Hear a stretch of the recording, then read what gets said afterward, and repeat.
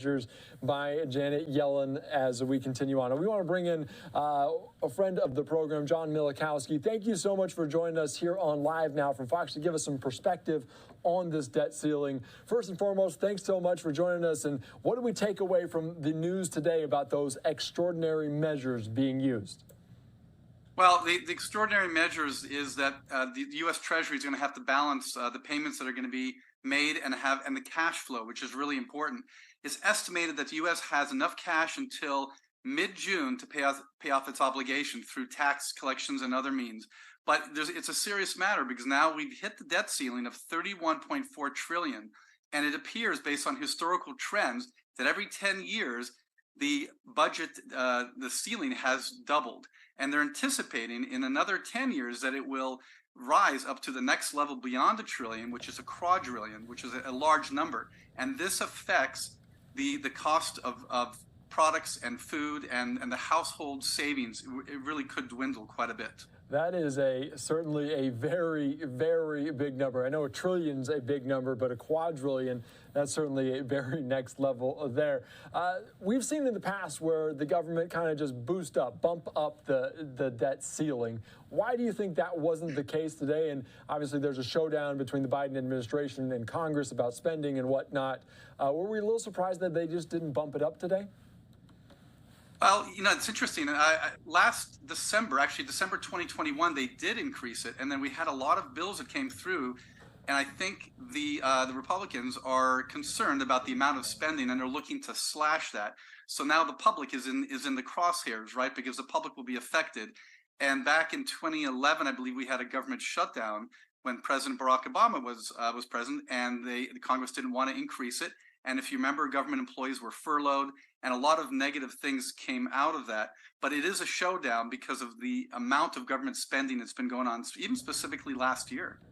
Definitely. And we also saw potentially a showdown like we did with the speakership with Kevin McCarthy after 15 or so rounds. Does that concern you that we've saw kind of a spectacle in Congress already this year, just this year already, and now we're dealing with something that is so instrumental to our economy? Does that bother you? Does that concern you?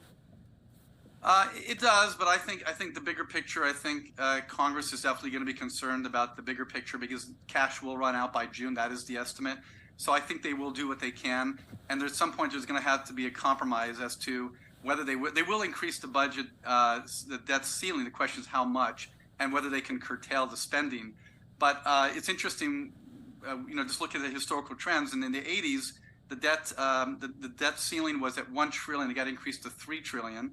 90s, it went doubled to $6 trillion. In 2000s, it went to 12. And 2012, it went to 16. And now we're about double that. So I think Congress has a lot of things. But what's unique about this situation, where we are today, is the interest rate is so high. We haven't seen high interest rates in many years. And that's even scarier. We're spending almost, I think it was about $985 billion a day, I believe it is, in interest payments alone. That's quite a bit of money. And per person, it's about $94,000 per person. If you break down the national debt per person, it's a lot of money. There's a lot at stake here. If it's not fixed, it's going to be harder for companies to borrow money. It'll weaken the U.S. economy. And back in 2011, I think S&P reduced the credit rating of the U.S., which, of course, devalued the bonds were selling for less than face value. A lot of things are going to happen, but most important to the common average American, any money they have in retirement could be affected and dwindled because the stock market's definitely going to take a hit. That is certainly a concern for a lot of Americans, and I know they want to get that done as soon as possible, but what kind of time frame are we looking at? How do negotiations kind of go, and how does we figure this out, and how long potentially? Because you don't really want to go procrastinate up until a hard deadline, so how does this kind of work over the next some bit of time? Well, we know we have until June enough cash to pay off the obligations that the federal government has until June, and the expectation is that between now and then, there's going to be some negotiation between Congress and the Biden administration. But it's really hard to predict whether that's going to happen right away or whether it's going to drag on. But just think about this: the last time the deficit was increased, the debt ceiling was increased, was back in December 2021. Congress and the Biden administration had an entire year to figure this out. And as you see interest rates increase, the debt ceiling, the amount of the national debt is increasing faster at a faster pace because they're borrowing and they have to return a higher rate of interest.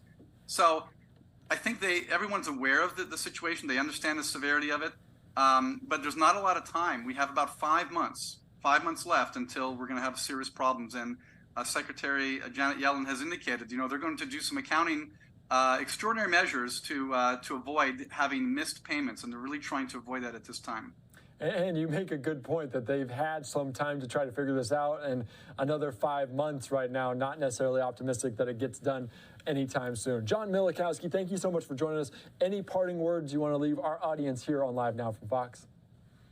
Have faith in the government. I don't think there's been too many government shutdowns historically. The government's never officially defaulted on any of its debt, so I don't think we should be overly concerned, but definitely be cautious and possibly move your investments into safer, more stable investments. But it's kind of a mixed bag right now. Definitely. Thank you so much. I know there's a lot of variables at stake here, and as we continue to move, and extraordinary measures, like you said, from Janet Yellen from earlier today. Thank you so much for joining us and give us some perspective on this debt ceiling and what could be to come here on Live Now from Fox. My pleasure. Thank you. Thank you so much. As we continue on, here's a live look at the United States Capitol. Certainly, the debt limit was reached today, but there are some